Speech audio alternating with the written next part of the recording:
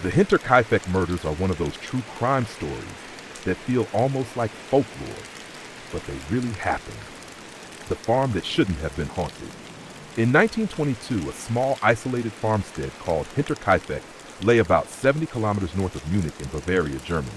It was home to the Gruber family, an elderly couple, their widowed daughter Victoria, her 2 young children, and a newly hired maid. 6 people in total. In the days before the murders, strange things were already happening. Footprints were seen in the snow leading from the forest to the farm, but none leading away. Tools went missing. Strange noises came from the attic. A previous maid had quit, claiming she was being watched and heard footsteps overhead. The family didn't report it to the police. The night of the killings, on 31st of March 1922, something deliberate and methodical unfolded. One by one, family members were lured out to the barn. There they were attacked and killed with a mattock, a heavy farming tool. After that, the killer went into the house and murdered the remaining victims in their beds, including the 2-year-old child and the new maid, who had only just arrived that day. All 6 were dead. The most disturbing detail, someone stayed on. What makes Hinterkaifeck especially unsettling is what happened next. The killer didn't leave. For several days afterwards, whoever did it appears to have stayed on the farm. Food was eaten, animals were fed, fires were lit in the stove, smoke was seen from the chimney by neighbors. It looked like someone was simply living there among the dead. Discovery of the crime scene.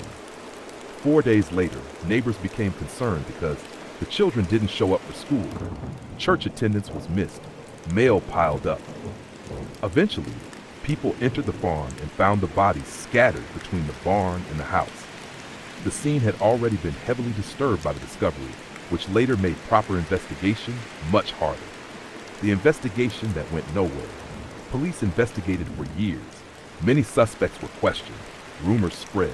Some leads pointed to neighbors, others to outsiders, and some even back toward people close to the family. But nothing ever stuck. No one was ever convicted. The case was officially closed decades later, still unsolved. Why it still haunts people today. Hinterkaifeck endures not just because of the brutality, but because of its contradictions. A killer who may have lived in the house afterward. No clear motive, no robbery, no obvious theft. Signs someone may have been on the property before the murders. A farm so isolated that help arrived too late. It sits in that uncomfortable space between crime and mystery, where the facts are known, but the meaning behind them isn't. The Dyatlov Pass incident is one of the most famous unsolved mysteries of the 20th century.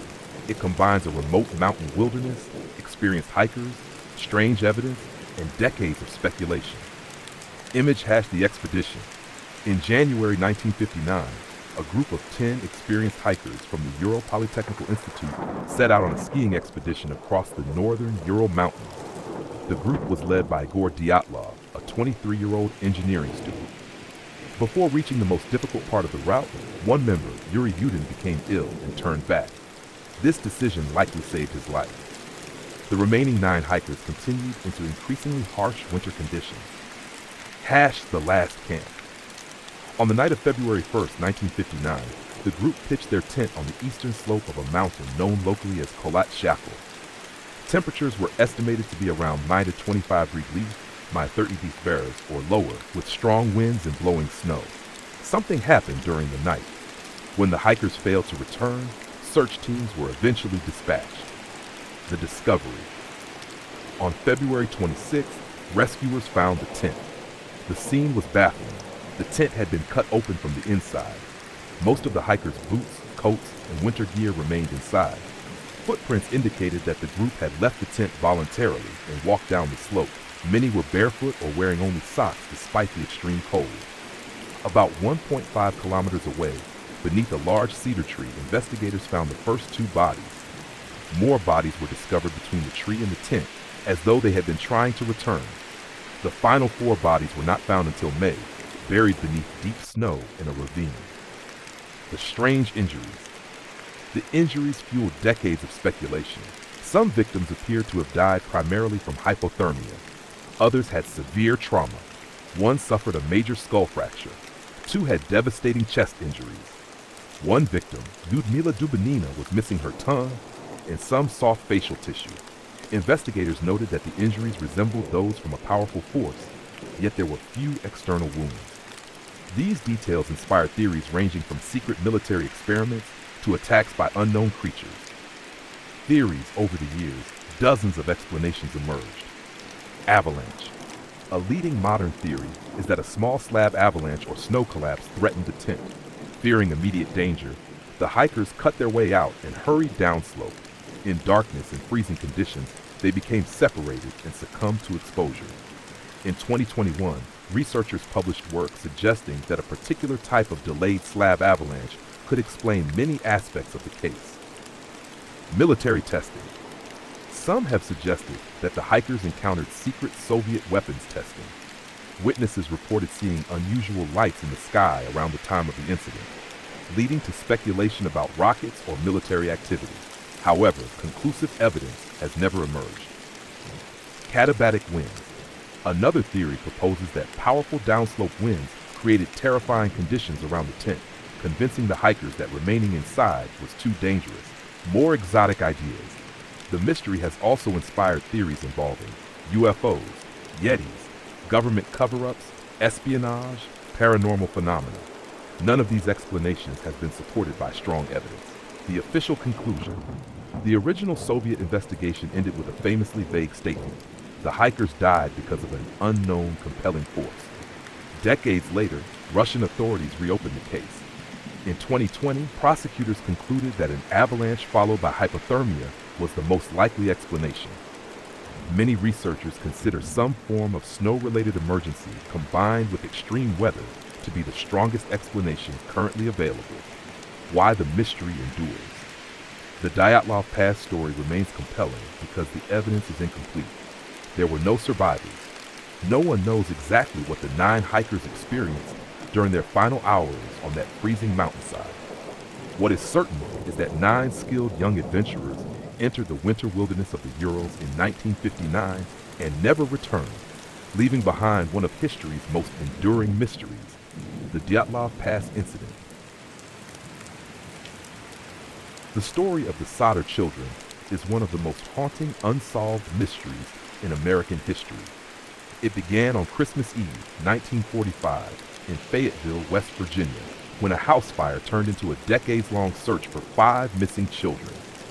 The night of the fire, the George Solder and Jenny Solder family had 10 children.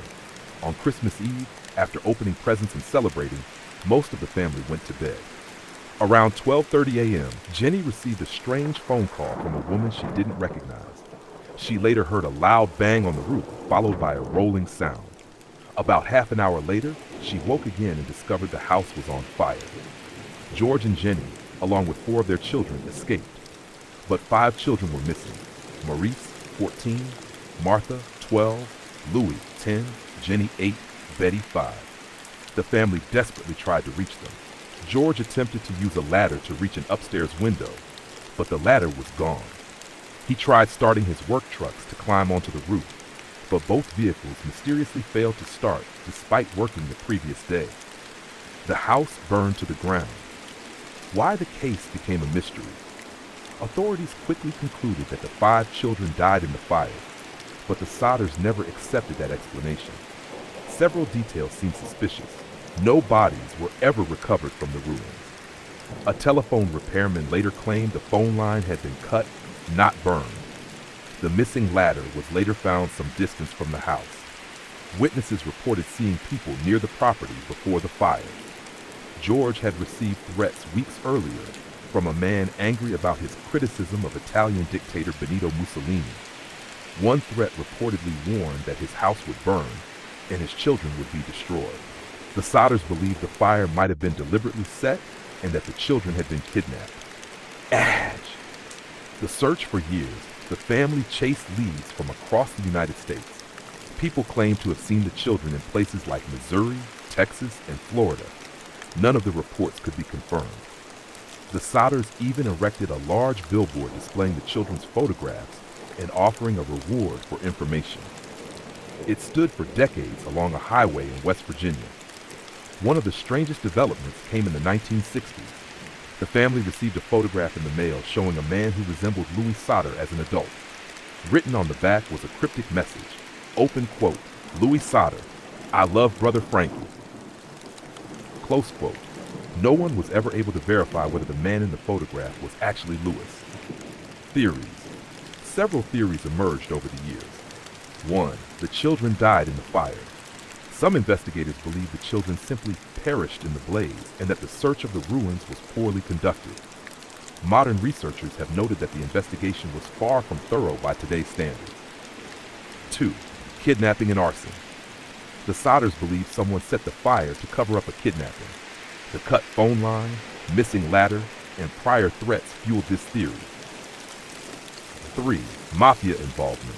Because George was outspoken against Mussolini and had conflicts within parts of the Italian immigrant community, some family members suspected organized crime involvement. However, no evidence ever conclusively proved this. An unsolved ending. Neither George nor Jenny ever stopped believing their children survived.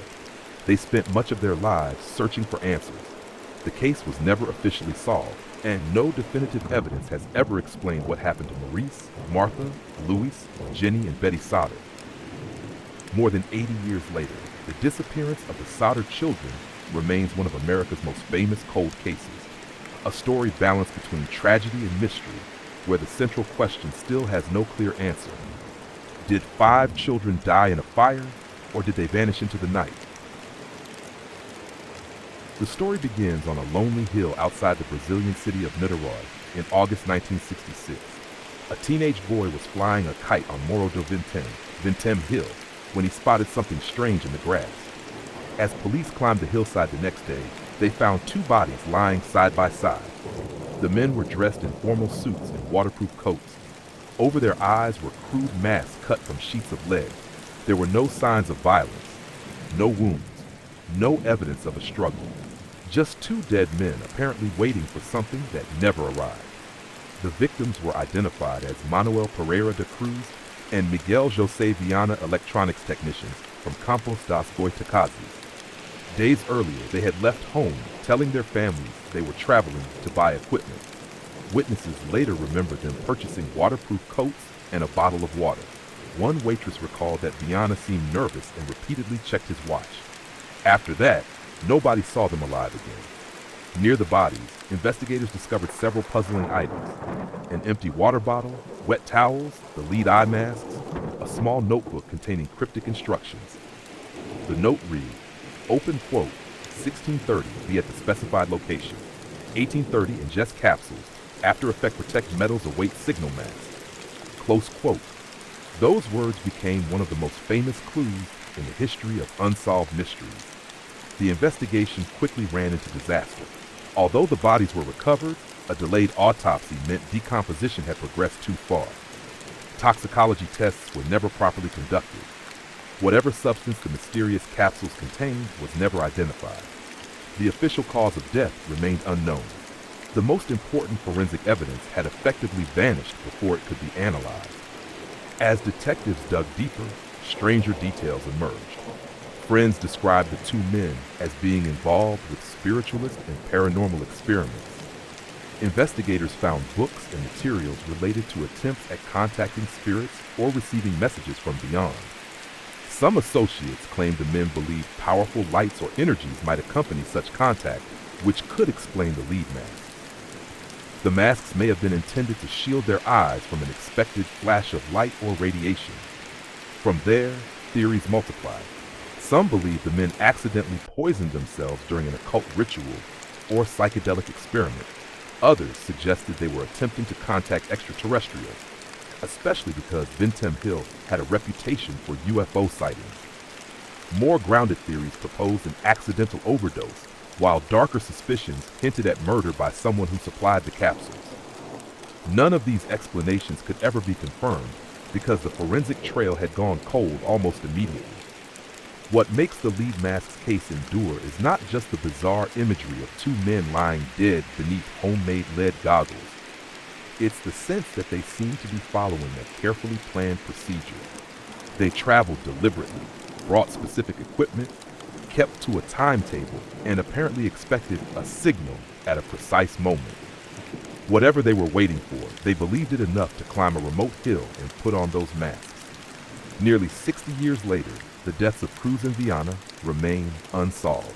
No cause of death has ever been established. No suspect has ever been identified. And the meaning of that strange note, "ingest capsules await signal," remains one of the most haunting unanswered questions in criminal history. The story of the Isdal woman reads like a Cold War spy novel, except it happened in real life, and no one has ever conclusively solved it. The discovery in the Valley of Death. On November 29, 1970, a man and his two daughters were hiking in Isdalen, a remote valley outside Bergen. Locals sometimes called it Death Valley because of its reputation for accident suicides. The hikers noticed a strange smell and followed it to a horrifying scene: the burned body of a woman lying among the rocks. Her face was badly damaged by fire, making identification difficult. Around her were scattered items: a liquor bottle, plastic containers, an umbrella, pieces of clothing, and traces of burned paper. Every label had been removed from her belongings. Police quickly launched one of the largest investigations in Norwegian history. Hashtag, the woman with many names. 3 days later, investigators found 2 suitcases linked to the woman at Bergen railway station. Inside were wigs, cosmetics, foreign currencies, maps, sunglasses, coded notes, and clothing with identifying labels carefully cut away. There was no passport, driver's license, or anything revealing who she really was. When police decoded the notes, they uncovered something even stranger. The woman had traveled across Norway and Europe using multiple false identities. Hotel records showed her checking in under different names, often claiming to be Belgian. Witnesses described her as elegant, secretive, and multilingual. Some heard her speaking German. Others believed she spoke French, Flemish, or English with an accent. Several people remembered that she frequently changed her appearance and wore wigs. Among the aliases attributed to her were Geneviève Lancier, Claudia Thiel, Vera Jarl, Vanilla Lork, Elizabeth Lienhauer. None proved to be real. The autopsy. The medical findings only deepened the mystery. Investigators determined that the woman had consumed a large quantity of barbiturate sleeping pills before her death. She also suffered carbon monoxide poisoning. Soot in her lungs indicated she was still alive while the fire burned. There were bruises on her neck and signs that she may have suffered some form of trauma before death. Officially, authorities leaned towards suicide, but many aspects of the scene seemed inconsistent with a straightforward suicide. Why remove all labels from clothing? Why travel under multiple false identities? Why carry coded notes? Why were some personal items apparently arranged around the body? Why has no family member ever definitively claimed her? The spy theory. The most famous theory is that the Isdal woman was involved in espionage. The case unfolded at the height of the Cold War. Norway occupied a strategically important position on NATO's northern flank. Some of the locations she visited coincided with military sites and secret missile testing activities. Witnesses reported seeing her observing naval installations and traveling in ways that seemed deliberate rather than touristic. Her use of aliases, disguises, and coded notes fits the image of an intelligence operative. Yet no intelligence service has ever acknowledged her, and no declassified document has conclusively linked her to espionage. Other theories. Over the decades, investigators and amateur sleuths have proposed many possibilities. A spy caught in an intelligence operation, a courier or criminal working across European borders, a woman involved in smuggling networks, a sex worker maintaining anonymity while traveling, a troubled individual who took her own life after living under assumed identities. Each theory explains some details while leaving others unanswered. Modern forensics. The case was reopened decades later. Scientists examined preserved evidence, including her teeth and tissue samples. Isotope analysis suggested she likely spent her childhood near the border region between Germany and France, possibly around the Nuremberg area, before moving elsewhere as a child. DNA testing identified her maternal lineage as belonging to haplogroup H24, common in parts of Europe and Southwest Asia, but no definitive identity emerged. Despite advances in forensic genealogy, no confirmed relatives have been found. The enduring mystery. The Isdal woman was buried in Mullendal Cemetery in 1971. Investigators used a zinc coffin so her remains could be exhumed if future technology offered new clues. More than 50 years later, the central questions remain unanswered. Who was she? Why was she traveling under so many identities? Was she a spy, a fugitive, a victim, or something else entirely? The Isdal woman remains one of Norway's most famous unsolved mysteries, a case suspended between crime investigation, Cold War intrigue, and human tragedy. The Kamar Daban incident refers to a mysterious and widely discussed hiking tragedy that occurred in August 1993 in the Kamar Daban mountain range in southern Siberia, Russia, near Lake Baikal. What happened? A group of 7 experienced hikers led by instructor Lumila Korovina was trekking through the mountains when, during a descent on August 5, 1993, 6 members suddenly died within a very short time span, while one teenager, Valentina Utochenko, survived. According to the official account and later reconstructions, the group had been on a planned multi-day hiking route. Weather conditions were not described as extreme at the time of the collapse. During the descent, multiple members reportedly collapsed rapidly. Survivor account, Utochenko. The only survivor described a sudden and chaotic sequence of events. One hiker reportedly began screaming and collapsed. Others quickly developed severe symptoms such as convulsions, frothing at the mouth, disorientation and panic, collapse within minutes. Some behaved erratically before dying, including running, stripping clothing, or injuring themselves. She then left the area alone and was later found by other travelers before authorities launched a delayed search operation. Official conclusion.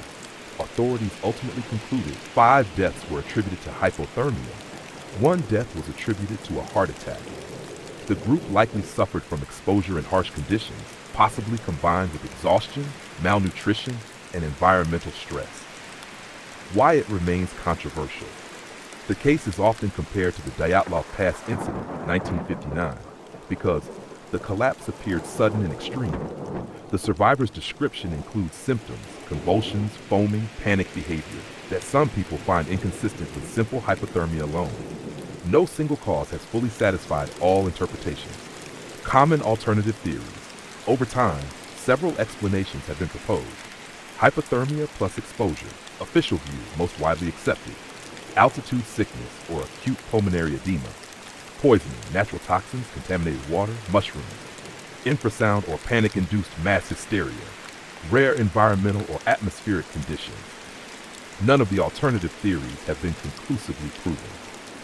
In short, the Kamar Daban incident is a 1993 Siberian hiking disaster where 6 of 7 hikers died suddenly, officially attributed to environmental causes like hypothermia, but still debated because of the unusual and dramatic nature of the reported symptoms. The story of the Yuba County Five begins like an ordinary Friday night in Northern California. By the end, it had become one of America's strangest unsolved mysteries, often compared to the Dyatlov Pass incident because of the bizarre decisions, unexplained deaths, and haunting unanswered questions. The 5 friends. In February 1978, 5 young men from the area around Yuba City and Marysville were close friends. Jack Madruga, Bill Sterling, Ted Wire, Jackie Hewitt, Gary Mathias.